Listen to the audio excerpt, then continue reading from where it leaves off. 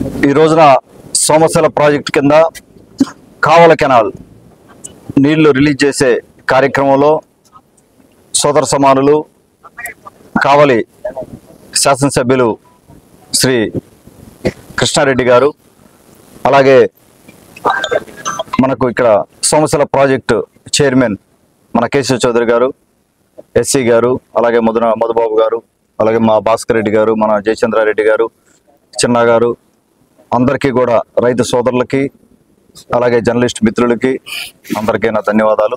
ఇక్కడికి వచ్చిన ఇరిగేషన్ అధికారులందరికీ కూడా నా ధన్యవాదాలు తెలుపుకుంటా ఉన్నాను.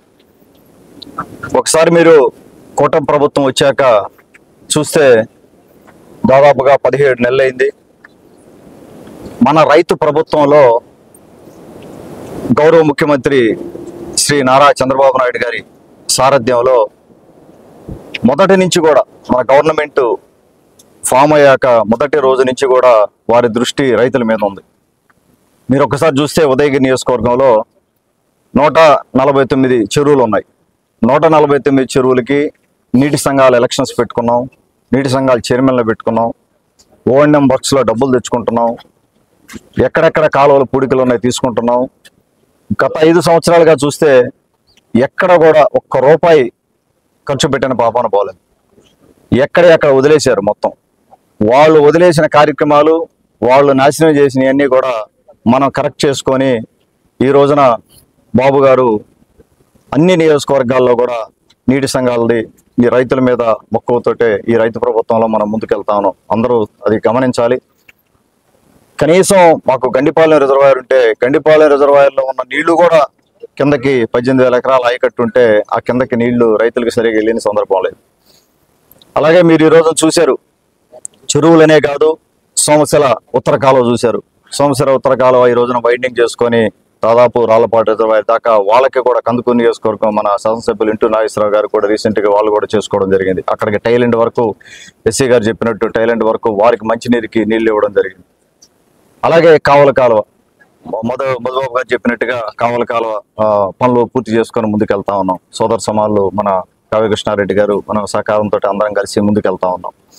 ఈ రైతు ప్రభుత్వంలో గత ప్రభుత్వం చెప్పుకునేది మేము రైతులకు అది చేసాం ఇది చేసామని చెప్పి, ఈ రోజున అన్నదాత సుఖీభావ చూశారు. రేపు మళ్ళా 2వ విడత రైతుకి మనం అన్నదాత సుఖీభావ డబ్బులు అయిపోతా ఉన్నాం.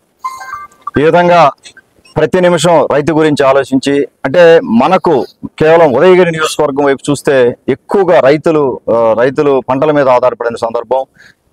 ఈ సోమశిల ఉత్తర కాలువ ఒకటి, కావల కాలువ ఒకటి, 2 కాలువల వల్ల 2.5 దగ్గర 2.5 మండలాలకి మనకు సాగునీరు వచ్చే పరిస్థితి. మిగతా మండలాలు కూడా అవి రాబోయే రోజుల్లో మన కళలు సాకారం చేసుకునే దానికి బాబు గారు ముందుకెళ్తా ఉన్నారు. వెలుగొండ ప్రాజెక్ట్ అవ్వచ్చు, అలాగే సోమశిల హై కెనాల్ ప్రాజెక్ట్ అవ్వచ్చు, ఆ విధంగా ముందుకెళ్ళడం జరుగుతూ ఉంది.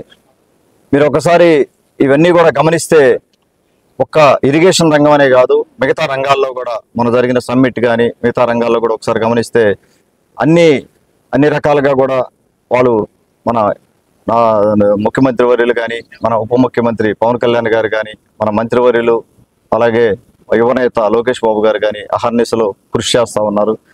ఎక్కువగా పేద నియోజకవర్గ మాలాంటి ఉదయగిరి నియోజకవర్గానికి ఎక్కువగా సపోర్ట్ చేయాలనే ఉద్దేశంతో ముందుకెళ్తా ఉన్నాం. అలాగే రాబోయే రోజుల్లో కూడా కృష్ణారెడ్డి గారు కానీ, నేను కానీ, అలాగే నాగేశ్వరరావు గారు కానీ, అలాగే మన అన్నగారు దేవాదాయ శాఖ మంత్రి మన రామనారాయణ గారి సహకారంతో ఈ ఏరియాలో ఇంకా కూడా మనం ఇరిగేషన్ వైపు, సాగునీటి వైపు వెళ్లాల్సిన అవసరం ఉంది. నాకు ఈ రోజు కూడా ఒక రకమైన బాధ అనమాట. ఉత్తర కాలువ వెళ్ళింది మన కాన్స్టిట్యున్సీ నుంచి, ఉదయగిరి నియోజకవర్గం నుంచి వెళ్ళింది, కానీ రాళ్లపాడు లాంటి రిజర్వాయర్ ఉదయగిరి నియోజకవర్గంలో ఒకటి మనం కట్టుకుపోయాలేమనే బాధ. అంటే తాగేదానికి నీళ్లు లేవు, చాలా మందికి తాగేదానికి నీళ్లు లేని సందర్భం. ఒక గ్లాసు సంవత్సరాల నీళ్లు, మంచి నీళ్లు మనకు చాలా ఇళ్లకి దొరకని పరిస్థితి. ఆ విధంగా దానికి కూడా జేజీఎం వర్క్స్ కంప్లీట్ చేసుకొని జేజీఎం ప్రాజెక్ట్ ద్వారానే కేవలం ప్రతి ఇంటికి కూడా నీరిచ్చే పరిస్థితి ఉంటుంది. కాబట్టి దాని వైపు కూడా ఆలోచన చేసి ముందుకెళ్తా ఉన్నాం. ఈ రోజు ఈ కార్యక్రమానికి నన్ను ఇక్కడికి ఇన్వైట్ చేసిన ఎస్సీ గారికి, మన కృష్ణారెడ్డి గారికి, అలాగే మిగతా డిస్ట్రిబ్యూటరీ అందరికీ కూడా ధన్యవాదాలు తెలుపుకుంటూ సెలవు తీసుకుంటాను.